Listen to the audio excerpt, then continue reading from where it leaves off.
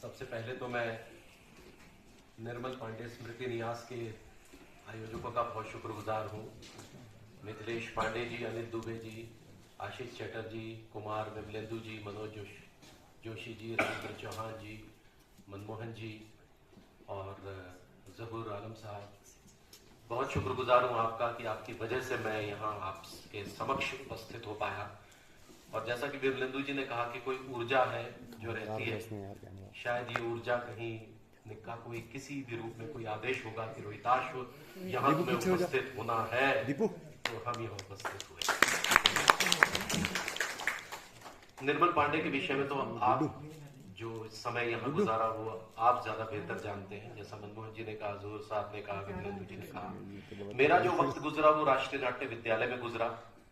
1986 में जब पूरे भारतवर्ष से हम 20 लड़के लड़कियां चुनकर आए तो उनमें एक बेहद प्रतिभा का धनी, हरफन मौला व्यक्तित्व का मालिक निर्मल पांडे मौजूद था, जिसे देखते ही मुझे लगा शायद ये इसको कई जन्मों से जानता हूँ। बहुत सुंदर, एक छरहरा युवक, और हम भी पहाड़ी आदमी, शिमला से आए थे, तो मेरे से बड़ा अटैच हो गया बहुत ज्यादा। धीरे धीरे जो है वो हमने रैगिंग के दौरान जाना कि ये तो यार बहुत अच्छा गाता भी है, बहुत अच्छा वाद्य बजाता है, बहुत अच्छा सिंगर है और बहुत सारी चीजें कंपोज भी करता है।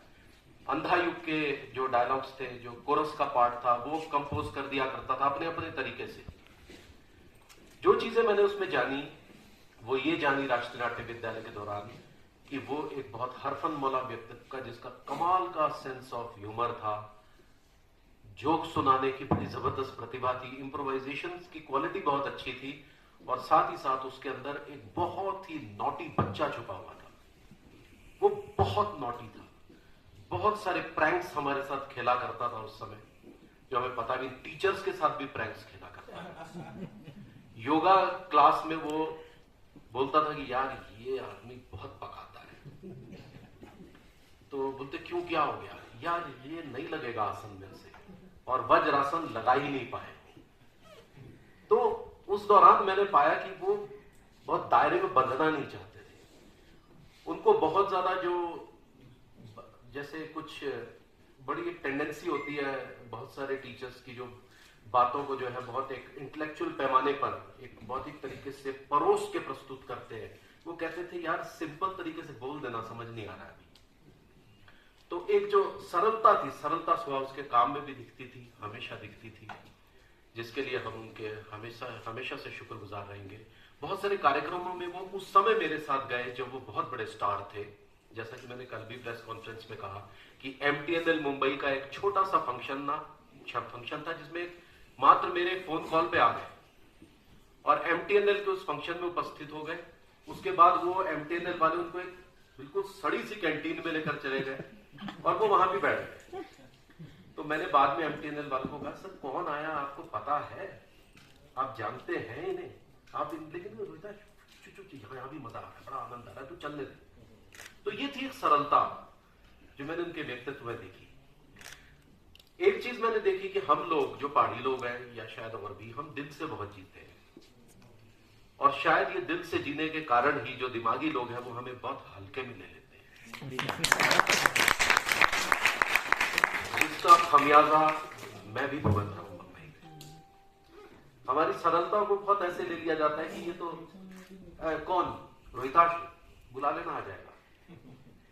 तो ये जो चीजें होती है ना, ये कई बार बड़ा दिल को पिंच करती है, बहुत दुख देती है, जबकि वो अंदर के हमारे जो चल रहा होता है वो नहीं जान पाते। इसीलिए बहुत से ऐसे लोग आजकल स्ट्रेस में जी रहे हैं मुंबई में, जबकि वो बेहद टैलेंटेड है, बेहद टैलेंटेड है।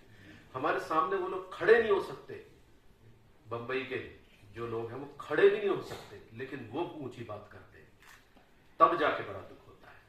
तो शायद वो भी हमारी ही लोगों की कड़ी का एक हिस्सा रहा और शायद वो उस चीजों को शायद झेल नहीं पाया, जहां तक मैंने उन्हें ऑब्जर्व किया।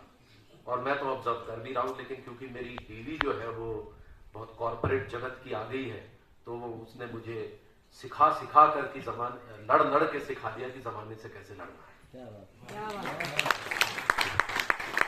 तो रेखा जी यहाँ होती तो और भी मजा आता। तो मैं बस यही कहना चाहूंगा कि जैसा कि बताया गया कि हम इस फिल्म फेस्टिवल को आगे लेकर जाएंगे, हम भी अपनी एसोसिएशन शिमला की तरफ से, जो मेरे पिताजी ने ऑल इंडिया आर्टिस्ट एसोसिएशन की स्थापना 1955 में शिमला में की थी, उस एसोसिएशन के तहत हम 67 वर्षों से drama dance festivals, drama dance competitions, film festivals organise करते आए हैं, शिमला में कर रहे हैं 67 ईयर्स से। तो हमारा भी ये सहयोग रहेगा आपके लिए, और हम इस फिल्म फेस्टिवल को बहुत बहुत आगे लेकर जाएंगे और इसको बहुत महान बनाएंगे और बहुत सच्चा बनाएंगे। सच्चा, सच्चे से मेरा अभिप्राय आप समझ रहे होंगे, जिसकी बहुत जरूरत है आज की डेट में। इंटेलेक्चुअल दिखावा, चीजों का दिखावा, ये हर जगह बहुत हो रहा है कि खूब लाइटें लगा दी, ये लगा दी, चक चक चक चक सब कर दिया, अब वो हो गया। अभी हम बहुत सिंपल तरीके से सच्ची चीज प्रेजेंट करने की चेष्टा करेंगे। बाकी अपने विषय में मैं क्या कहूँ, हमारे राइटर्स जो है उन्होंने तो हमारे अंदर एक ऐसी मोहब्बत का आगाज किया है, एक नई तरह के मोहब्बत का, और भाइयों से मोहब्बत। इसलिए इस पूरे हिंदुस्तान में जो है, यूं तो हर शख्स दिल हथेली पे लेके चलता है, लेकिन बदनाम मनमोहन तिवारी और विभूति नारायण क्या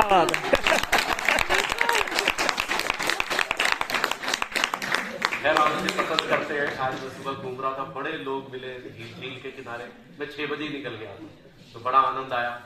नैनीताल पहली बार आया हूँ और सच कह रहा हूँ, शिमला से भी ज्यादा सुंदर नगरी। बहुत बहुत शुक्रिया। आज का ये फेस्टिवल हमारा संपन्न हो, खूबसूरत हो, सुंदर हो, हम सब मिलकर एक नई मोहब्बत का आगाज करें। शुक्रिया। प्रतिभाशाली व्यक्तित्व के मालिक थे। राष्ट्रीय नाट्य विद्यालय में 1986 से लेकर और 90 तक का सफ़र हमने जो साथ गुजारा। बहुत सारे स्टाइलाइज नाटक, रियलिस्टिक नाटक हम लोगों ने इकट्ठे किए थे। उसके बाद जब वो स्टार बन गए, उसके बाद भी हम लोग बहुत सारे अवार्ड फंक्शंस में एक दूसरे के साथ रहे। आज वो इस दुनिया में नहीं रहे, ये तो हमारे लिए बहुत दुखद है ही। लेकिन स्मृति न्यास ने, निर्मल पांडे स्मृति न्यास ने ये जो प्रयास शुरू किया है पिछले कुछ वर्षों से, ये एक बहुत ही सुंदर प्रयास है। इसको जो है वो नया आयाम मिलने चाहिए। बहुत सारे लोग इनके साथ अगर हम और भी जुड़ेंगे तो हम इसी फेस्टिवल को एक नई दिशा की ओर ले जाएंगे। सर, नैनीताल का एनएसडी में बहुत बड़ा नाम रहा है, किस तरीके से आप समझते हैं बच्चों ने तैयारी करनी चाहिए, क्योंकि अब जाना कम हो गया है बच्चों का? देखिए, तैयारी इस बस रंगमंच ही है। अगर हम अपने अपने क्षेत्र में अच्छा रंगमंच करेंगे तो हमारी प्रतिभा निखरेगी। और आज का दौर क्योंकि डिजिटलाइजेशन का दौर है, इसलिए कंपटीशन बहुत ज़्यादा है, टैलेंट का इजाफा भी बहुत ज़्यादा हुआ है, इससे तैयारी भी उस तरह की होनी चाहिए। लेकिन कम क्यों हुआ है ये मुझे समझ नहीं आ रहा है अभी भी। मे भी शायद लोगों का डिजिटल माध्यम की वजह से शायद इस दुनिया से डायरेक्ट कनेक्शन हो गया है, तो शायद चीज़ें थोड़ी सी कम ज़रूर हुई हैं। लेकिन रंगमंच या थिएटर कभी ख़त्म नहीं होगा, ये मैं आपसे। सर, एक वेब सीरीज़ के जरिए अश्लीलता काफ़ी फैलाई जा रही है, इसको कैसे देखते हैं? देखिए, अगर तो वो उस वेब सीरीज़ का हिस्सा है और जेन्युइन हिस्सा है, टीआरपी बटोरने के लिए नहीं है, तो मेरे ख्याल से वो बुरा नहीं है। लेकिन अगर वो मतलब जो दर्शक गण है उस यूथ को जोड़ने के लिए उसमें ज़बरदस्ती चीज़ें घुसेड़ी जा रही हैं, तो वो बहुत बुरा है, जो ज़्यादातर हो रहा है।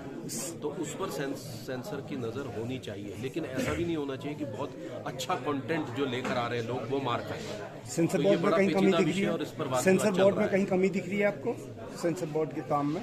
नहीं, कमी कोई नहीं, इसमें कमी कोई नहीं है, उनकी नज़र ज़रूर है। लेकिन उसको वो इस तरह से होना चाहिए कि जो अच्छे कंटेंट वाले वेब सीरीज़ है वो मार ना खाए बस, क्योंकि बहुत अच्छा काम भी डिजिटल लेवल पे हो रहा है। जैसे हाल ही में आपने देखा होगा, पंचायत देखी होगी, बहुत खूबसूरत वेब सीरीज़ है। और भी बहुत सारी वेब सीरीज़ है जो बहुत यथार्थ को लेकर बहुत अच्छी अच्छी चीज़ें सामने ला रही है।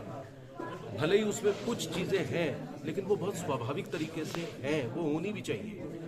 सर, आपके किसी दर्शक ने सूरज भान के बारे में पूछा है, जो आप कोई लॉस आपके सीरियल में हुआ है, उनके बारे में आपकी फीलिंग्स पूछनी है। जी बिल्कुल, हमारे लिए बहुत बड़ा लॉस है।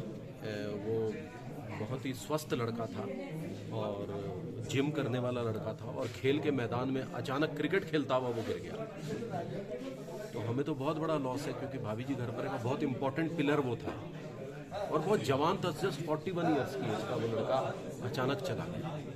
बेहद दुखद। और ये अब तलाशने की बात है कि स्वस्थ बच्चे जिनका लिपिड प्रोफाइल वगैरह भी परफेक्ट है, एकदम परफेक्ट, वो किस चीज़ से जा रहे हैं। क्या पता कोई हिडन स्ट्रेस है आज के यूथ में, ये हो सकता है। कोई यूथ में कोई हिडन स्ट्रेस जरूर है जो वो शायद बता नहीं पाते हैं लोगों को। बातचीत जो है ना वो बड़ा जरिया है जो धीरे धीरे इस मोबाइल की वजह से खत्म हो रही है। Thank you. Thank you.